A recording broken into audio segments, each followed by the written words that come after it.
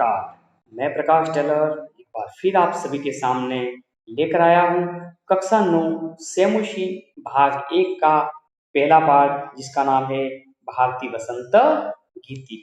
यह जो पाठ है वह आधुनिक संस्कृत कवि पंडित जानकी वल्लभ शास्त्री के द्वारा लिखा गया है, जो उनके रचना संग्रह काकली से यह जो पाठ है वो लिया गया है।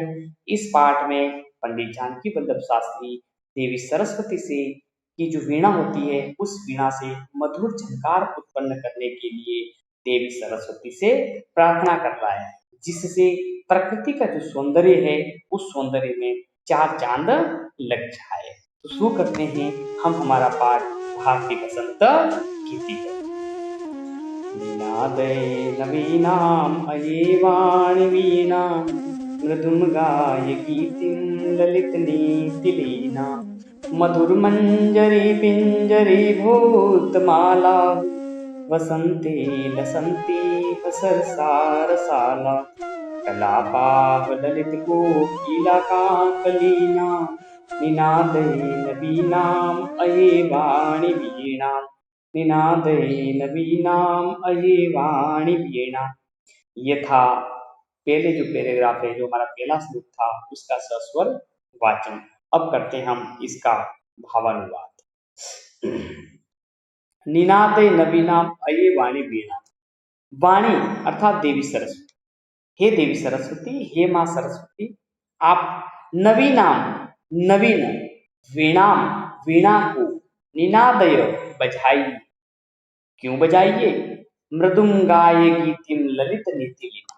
ललित सुंदर नीतिलीना नीतियों से युक्त मृदुम गाये गीति मीठे गीत को गाइए। मधुर मंजरी पिंजरी भूतमाला वसंते लसंती सरसा रसाला। यह इस वसंते वसंत ऋतु में मधुर मंजरी मधुर आम्र पुष्प से मधुर मंजरी मधुर आम्र पुष्प से पिंजरी पीली भूत हुई। इस वसंत ऋतु में मधुर आम्र मंजरी से पीली हुई सरसा रसाला हो आमों की पंक्तियां, माला हो पंक्तियां लसंती सुशोभित हो रही है, और उन आम्र मंजरियों पर कलापाह ललित कोकिला का ही नाम, और उन आम्र मंजरों पर कलापाह ललित मनमोहक सुंदर कोयलों की कूक तथा कोकिला का ही नाम कोयलों के समूह सुंदर प्रतीत हो रहे हैं। इसलिए हे देवी सरस्वती, आप निनादे नवीनाम अये वाणी वीणा, आप नवीन वीणा को बजाइए। ये था पहले श्लोक का भावानुवाद।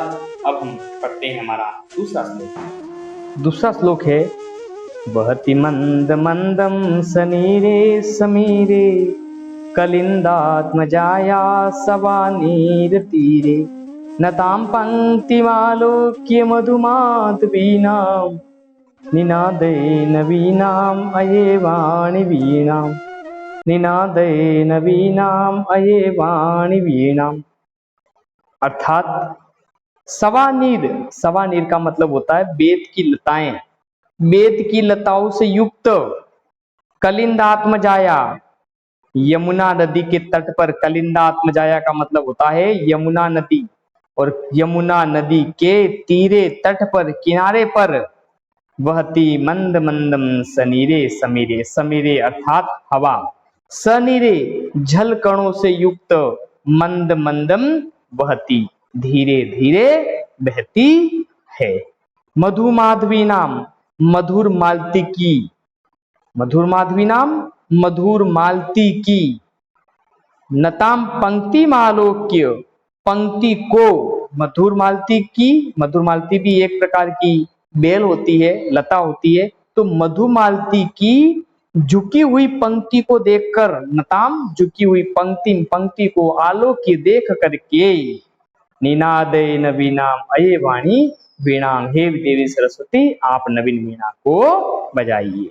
अर्थात पूरे श्लोक का एक बार वापिस मैं अनुवाद कर रहा हूं कि बेत की लताओं से युक्त यमुना नदी के तीरे तट पर समीरे अर्थात हवा जल कणों से युक्त धीरे धीरे बहती है।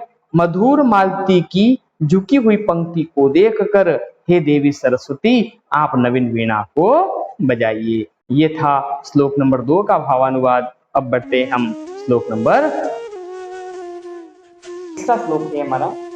ललित पल्लवे पादपे पुष्प पुंजे मलय मारुतो चुंबिते मंजु कुंजे स्वनंतिं ततिं प्रेक्ष्य मलिनाम अलीनाम निनादैन वीणाम अये वाणी वीणा निनादैन वीणाम अये वाणी वीणा।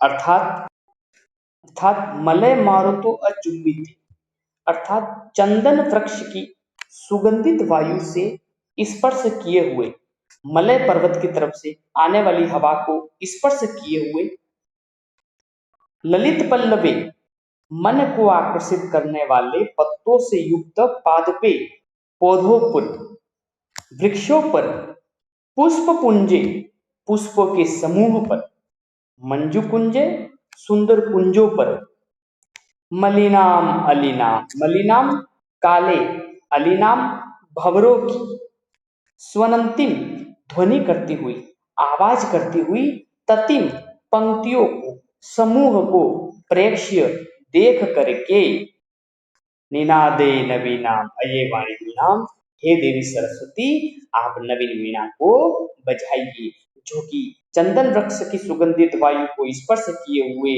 मन को आकर्षित करने वाले पत्तों से युक्त वृक्षों पर, फूलों के समूह पर, मंजू कुंजे सुंदर कुंजों पर, मलिनाम अलीनाम काले भंवरों की स्वनंतिम ध्वनि करते हुई ततिम पंक्तियों को प्रेक्ष्य देख करके, हे देवी सरस्वती आप नवीन वीणा को बजाइए। अंतिम श्लोक है लतानां नितान्तं शुमम शान्तिशीलं चलित कांत शलिलं तवाकर्णवीणां मदीनां नदीनां निनादेन वीणाम् अये वाणी वीणा निनादेन वीणाम् अये वाणी वीणा। अर्थात तवा करने वीणा मदीनाम नदीना, तवा करने तुम्हारी, तब तुम्हारी, मदीनाम ओजस्विनी, अदीनाम ओजस्विनी, वीणा वीणा को, आकर्ण्य सुन करके, लता नाम नितांतम शुभम शांति से, लता नाम लताओं के, बेलड़ियों के, नितांतम अत्यधिक, शांतिशीलम सुमम शांति से पड़े हुए, बहुत ही शांत, सुमम फूल, चले उछल पड़े, हिल पड़े, नदी नाम उच्छलित कांत सलिलम सलिलम, और इतना ही नहीं, नदी नाम नदियों का, कांत चमकता हुआ, एकदम स्वच्छ, सलीलम जल, सलीलम क्रीड़ा करता हुआ, लीला करता हुआ, उच्छलित उछल पड़ा, निनादे नवीना अये वाणी वीणा, हे देवी सरस्वती आप नवीन वीणा को बजाइए।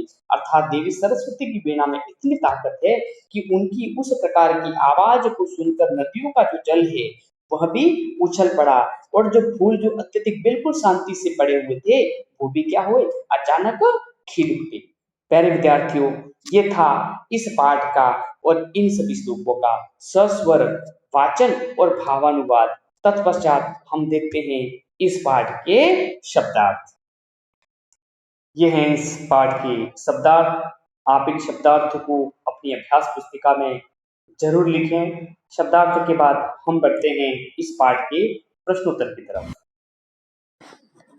शुरू करते हैं इस पाठ के अभ्यास प्रश्न। सबसे पहला जो प्रश्न है वो है एक पदेम उत्तरत लिखत, अर्थात एक पद में उत्तर लिखिए। जिसमें पहला प्रश्न है कवि काम संबोधित, कवि किसको संबोधित कर रहा है, तो इसका उत्तर क्या हो जाएगा, वाणी अर्थात सरस्वती को। अगला प्रश्न है कवि काम वादितुम वाणी प्रार्थयति, कवि किसको बजाने के लिए वाणी अर्थात सरस्वती से प्रार्थना कर रहा है, किसको बजाने के लिए, तो इसका उत्तर क्या होगा, वीणाम अर्थात वीणा को। अगला प्रश्न है कीदृशीं वीणां निनादितुं प्रार्थयति, किस प्रकार की वीणा को बजाने के लिए प्रार्थना कर रहा है, तो इसका उत्तर क्या होगा, नवीनाम अर्थात नवीन वीणा को। अगला प्रश्न है गीतिम कथम गातुम कथयति। गीत में क्या गाने के लिए कहता है, या गीत किस प्रकार का गाने के लिए कहता है। तो इसका उत्तर क्या होगा, ललित नीति लीना, अर्थात सुंदर नीतियों से युक्त। अगला प्रश्न है सरसाह रसालाह कदा लसंती, अर्थात सरस आम कब सुशोभित होते हैं। तो इसका एक पद में उत्तर क्या होगा, वसंते। अगला प्रश्न है अगला प्रश्न है पूर्ण वाक्य उत्तरम लिखत, अर्थात पूर्ण वाक्य में उत्तर लिखिए। पहला प्रश्न है कवि वाणी किम कथयति, अर्थात कवि वाणी सरस्वती को क्या कहता है। तो ये जो किम है इसको हटाकर इसकी जगह हमें लिखना है कवि वाणी नवीनाम वीणाम निनादयितुम कथयति, अर्थात कवि देवी सरस्वती को नवीन वीणा को बजाने के लिए कहता है।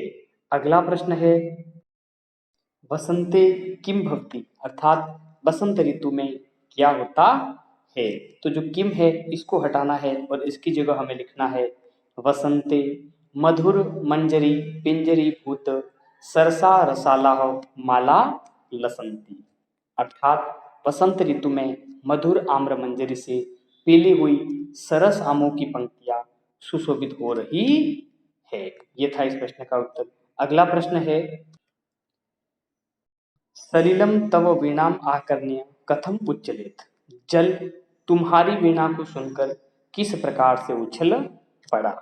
तो कथम शब्द है इसको हमें हटाना है और इसकी जगह हम लिखेंगे सलीलम तव वीणाम आकर्ण्य सलीलम उच्छलेत। यहाँ पर सलीलम छोटी मात्रा है, इसका अर्थ होता है जल, और सलीलम जिसमें ली की मात्रा बड़ी है इसका अर्थ होता है लीला सहित, अर्थात क्रीड़ा करता हुआ। जल तुम्हारी वीणा को सुनकर लीला करता हुआ उछल पड़ा। अगला प्रश्न है कवि कस्याः तीरे मधुमाधवीनां नतां पंक्तिम अवलोक्य वीणां वादितुं भगवती भारतीं कथयति, अर्थात कवि किसके किनारे पर मधुमालती की लत की झुकी हुई पंक्ति को देख करके वीणा बजाने के लिए देवी सरस्वती को कहता है। तो किसके किनारे पर, तो कस्या शब्द इसको हटाएंगे हम और इसकी जगह हम लिखेंगे कवि कलिंद आत्मजाया तीरे मधुमाधवीनाम नताम पंक्तिम अवलोक्य वीणाम वादितुम भगवती भारतीम कथयति, अर्थात कवि वेद की लताओं से युक्त यमुना नदी के तट पर मधुमालती की झुकी हुई पंक्ति को देख करके वीणा बजाने के लिए भगवती देवी सरस्वती को कहता है। ये था पूर्ण वाक्य में उत्तर लिखना। अब शुरू करते हैं हम तीसरा प्रश्न। अगला जो प्रश्न है वो है क स्तंभे पदानि ख स्तंभे तेषां पर्याय पदानि दत्तानि तानि चित्वा पदानां समक्षे लिखत, अर्थात जो क स्तंभ है इसके जो लिखे हुए पद है उनको ख स्तंभ के लिखे हुए पदों के साथ में हमें मिलाना है। जिसमें पहला जो प्रश्न है इसके जो कुछ प्रश्न है वो अगले पेज पर है, हम इसको व्यवस्थित समझेंगे। सरस्वती, इसके लिए ख स्तंभ में कौन सा शब्द है, तो इसके लिए कौन सा शब्द है, वाणी, जो कि अगले पेज पर लिखा हुआ है, हम देखते हैं आगे वाले पेज पर। अगला है आम्रम, मतलब आम, और इसके लिए क्या उत्तर है, रसालह हो, ख स्तंभ में दिया हुआ है। अगले पेज पे हम देखते हैं इस प्रश्न को। ये देखिए अगले प्रश्न पेपर पे दिया हुआ प्रश्न हमारा अगले पेज पर पवन, और इसके लिए शब्द कौन सा है, समीर। फिर तटे अर्थात किनारे पर, और इसके लिए इससे पहले जो पेज था उस पर लिखा हुआ था तीरे, तो इसका सही उत्तर होगा तीरे। अगला है भ्रमणाम भ्रमराणाम अर्थात भवरे, और इसके लिए शब्द है अलीनाम, ये भी पूर्व पेज पर इसका उत्तर दिया हुआ था। आप इनको अच्छी प्रकार से मिलान कर लें, वैसे यहाँ पर लिखा हुआ है पूरा, आप इसको देख लें कि किस प्रकार से इसको मिलाना है। अगला प्रश्न है अधोलिखितानि पदानि प्रयुज्य संस्कृत भाषा वाक्य रचना कुरुत, नीचे लिखे पदों का प्रयोग करके संस्कृत भाषा में वाक्य रचना कीजिए। ये जितने भी शब्द है हमें वाक्य बनाने हैं और वाक्य में इन शब्दों को शामिल करना है। तो पहला जो शब्द है वो है निनादय अर्थात बजाइए, और इसके लिए पंक्ति आएगी निनादय नवीनाम अय्यवाणी वीणा, हे देवी सरस्वती आप नवीन वीणा को बजाइए। तो निनाद शब्द का हमने उल्लेख कर लिया उपरोक्त पंक्ति में। अगला प्रश्न है मंदम मंदम अर्थात धीरे धीरे, और इसका उत्तर क्या होगा? प्रातः काले मारुतः अर्थात हवा, मंदम मंदम वहती अर्थात सुबह के समय में पवन या हवा धीरे धीरे बहती है। मंदम मंदम का मतलब होता है धीरे धीरे। अगला प्रश्न है मारुतः अर्थात हवा। इसको भी हम ये जो ख वाला जो हमने मिलाया था, हमने बताया था, इसके साथ में इसको जोड़ सकते हैं मारुतः। तो इसका उत्तर हम क्या लिख सकते हैं? प्रातः काले मारुतः शनैः शनैः वहती अर्थात सुबह के समय में या प्रातः काल में हवा धीरे धीरे बहती है। अगला प्रश्न है, अगला है सलीलम अर्थात जल। तो क्या होगा इसका उत्तर? अये वाणी तव नवीनाम वीणाम आकर्ण्य नदीनाम सलिलम उच्छलेत अर्थात हे देवी सरस्वती, तुम्हारी नवीन वीणा को सुनकर के नदियों का जल उछल पड़ा। अगला प्रश्न है सुमनः अर्थात फूल। तो इसका उत्तर क्या होगा? प्रातः काले सुमनः विकसति अर्थात सुबह के समय में फूल खिलता है। ये था प्रश्न हमारा चौथा प्रश्न। अब अंतिम प्रश्न है हमारा, अंतिम क्या, इसके बाद में अंतिम प्रश्न होगा हमारा पांचवा प्रश्न है प्रथम श्लोकस्य आशयम हिंदी भाषया आंग्ल भाषया वा लिखित अर्थात पहले प्रथम जो श्लोक था उसका आशय हिंदी भाषा और अंग्रेजी भाषा में लिखिए। तो प्रथम जो श्लोक था उसका आशय हिंदी भाषा में हमने जैसा कि इसका भावानुवाद किया था, आप उस भावानुवाद को देख करके इस प्रथम श्लोक का केवल हिंदी भाषा में अनुवाद कर सकते हैं। तत्पश्चात हमारा जो अंतिम प्रश्न है वो है अधोलिखित पदानाम विलोम पदानी लिखत अर्थात नीचे लिखे पदों के विलोम पद यानी कि विपरीतार्थक जो पद है वो हमें लिखने हैं, जिसमें पहला है कठोरम अर्थात कठोर। क्या होगा इसका विलोम पद? कोमलम अर्थात कोमल मुलायम। अगला प्रश्न है कटु अर्थात कड़वा और इसके लिए सही विपरीतार्थक शब्द कौन सा होगा? मृदु अर्थात मीठा। अगला है शीघ्रम अर्थात शीघ्र और इसका उत्तर क्या होगा? विलंबम अर्थात देरी से। अगला है प्राचीनम अर्थात प्राचीन और इसका विलोम पद क्या होगा? नवीनम। अगला है नीरसः तो इसका सही उत्तर क्या होगा? सरसः अर्थात सरस। प्यारे विद्यार्थियों, ये था पहला पाठ जिसका नाम था भारतीय वसंत गीतिह। इस पाठ से संबंधित किसी भी प्रकार की कोई समस्या हो या कोई प्रश्न हो तो आप नीचे कमेंट बॉक्स में लिखकर जरूर अवगत करें, ताकि आने वाले वीडियो में इस प्रकार की समस्या का सामना आपको नहीं हो। विद्यार्थियों, आप मेरे इस वीडियो को लाइक, शेयर और सब्सक्राइब जरूर करें। जयतु संस्कृतम।